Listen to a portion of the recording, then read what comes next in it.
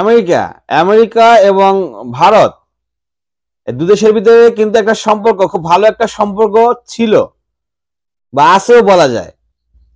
Donald Trump, বিশেষ করে Donald Trump এবং নরেন্দ্র মোদী, অনেকেই বলে তারা দুজন হচ্ছে বন্ধু। ডোনাল্ড ট্রাম্প এবং নরেন্দ্র মোদী তারা দুজন হচ্ছে বন্ধু, এরকমটাই আমরা শুনি। রাষ্ট্রীয় ক্ষেত্রে যখন রাষ্ট্রীয় চিন্তা ভাবনা করা হবে, তখন রাষ্ট্রের সুবিধা ছাড়া ডোনাল্ড ট্রাম্প, নরেন্দ্র মোদী রাষ্ট্রের সুবিধা ব্যতীত অন্য কোনো কাজ করতে নরেন্দ্র মোদী রাজি না। সেটা আমেরিকার সাথে হোক, চীন, বাংলাদেশ, ভারত, মায়ানমার, নেপাল, ভুটান, পাকিস্তান, যে কোনো রাষ্ট্র হোক, কোনো রাষ্ট্রের সাথে রাষ্ট্রীয় ভারতের উন্নয়ন হয় এই ধরনের কাজ ছাড়া অন্য কোনো সিদ্ধান্তে যেতে নরেন্দ্র মোদী অন্তত রাজি না।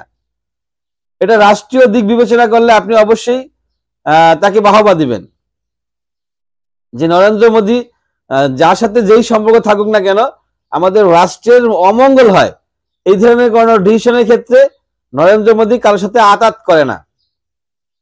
ডোনাল্ড ট্রাম্প তিনিও কিন্তু এখন সেই পথে আগাচ্ছেন, বিশেষ করে ভারতের ক্ষেত্রে। বিশেষ করে কি ভারতের ক্ষেত্রে শুল্ক, ডোনাল্ড ট্রাম্প বলেছেন, আমি যে কথাটা বলছি এটাই ডোনাল্ড ট্রাম্প বলেছেন, যে ভারতের নরেন্দ্র মোদী তিনি তার রাষ্ট্রীয় সুবিধা ছাড়া, রাষ্ট্রীয় মঙ্গল ছাড়া অন্য কোনো কাজ করতে তিনি রাজি না। তো আমরাও আমাদের রাষ্ট্রীয় মঙ্গল ছাড়া অন্য কোনো কাজ করব না। ভারতের ক্ষেত্রে ভারতে আমরা শুল্ক, উচ্চ পরিমাণের শুল্ক ব্যবহার করব, উচ্চ পরিমাণের শুল্ক আরোপ করব এবং 100%, 100% শুল্ক থাকবে। 100% প্রোডাক্টের উপরে শুল্ক থাকবে এবং সেই শুল্কের পরিমাণও হাই থাকবে। মন চায় ভারত প্রোডাক্ট নিবে, না মন চায় না নিবে। যদি নিতে হয়, এখানে চায়না, চীনের কথাও ওখানে আসছে, আবার একই পাশাপাশি ব্রাজিলের কথাও আসছে।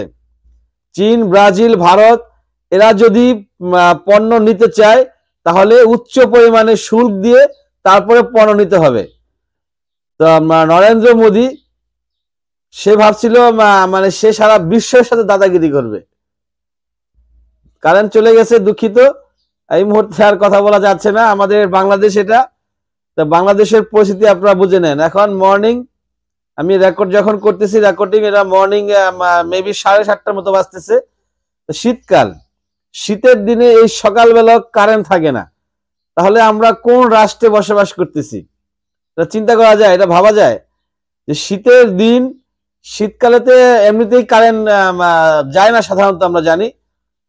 তারপর হচ্ছে একবারে early morning, at this moment no electric power.